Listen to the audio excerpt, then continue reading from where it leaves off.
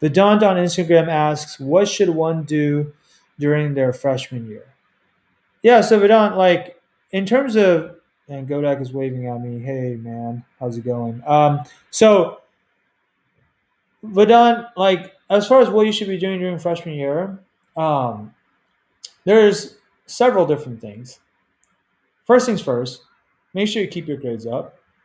That's just the bare minimum, right? That's just the basics. Like if your grades end up sucking, like a lot of people, they get to college and it's their first time away from home, and they have all this freedom and they don't know how to manage themselves, and then they get like really really bad grades. Like that can kill your chances, right?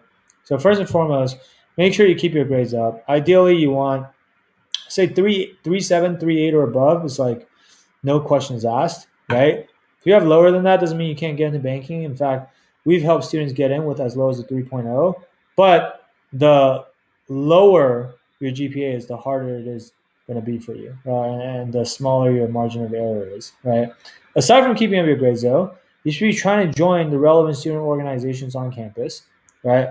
I don't know what school you go to, but like um, a lot of schools nowadays, they have like these feeder clubs into investment banks, like especially if you're at a target school. All the target schools definitely have these. If you're at a non-target school, there's probably fewer of these, but like they still exist, right? Most of the time. And so joining the right clubs, that's something that you can add onto your resume and also like demonstrate that hey, you're actually genuinely interested in finance. Try to take on leadership positions in those clubs. Like a lot of people, they join clubs and they're just active members, but they don't really do anything. That's not going to give you much to talk about during these interview processes, right? So join those clubs, and then I would say like try to get some part-time internships. Kind of like what Ahmed has already done. Like I mean, he's doing it before he even started freshman year. But like a lot of our students, what we're helping them do is find these part-time internships during the school year. It could be a 10-hour a week internship. It could be a 15-hour a week, 20 hours. Like usually it's between 10 and 20 hours a week. Probably don't want to go more than that, because if you go more than that, it can start to make it a little bit tough to keep up your grades in school, right? Depending on how good you are at managing your time. But part-time internship, ideally, at a highly relevant in a highly relevant industry to banking. So, it could be at a small investment bank, could be in private equity, could be at a hedge fund, could be equity research, could be valuation, could be corporate development, could be, some people do private wealth management internships. Although I'm not as big of a fan in those.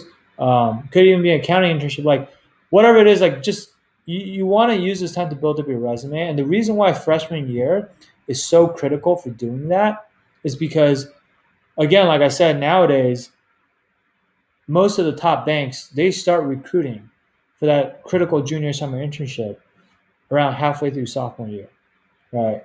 So really, if you think about it, you only have one summer before that process kicks off, which is the summer between your freshman and sophomore year. So it used to be that a lot of people will wait until the summer um, to do an internship, right?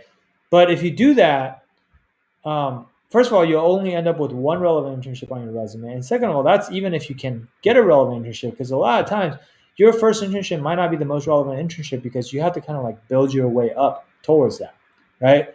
And so nowadays, like I would say, to be competitive for investment banking recruiting, especially if you want to target like some of these bigger banks, like you probably need to have, you want to have ideally like 2 to 3 internships on your resume, right? And if you think about it, if you do a part-time internship during your first semester of freshman year, do a second one during your second semester of freshman year, and then you do another one during your summer of freshman year, like that's 3 internships right there, right? Or maybe you don't do one your first semester. Maybe you do one second semester of freshman year, do one freshman summer, and then you do a third one your first semester of sophomore year, and then at the end of your first semester of sophomore year is when the recruiting process kicks off. And even then, that's fine because by then you already have 2 or 3 internships on your resume, right? So that's what I would suggest is like keep your grades up, build your resume.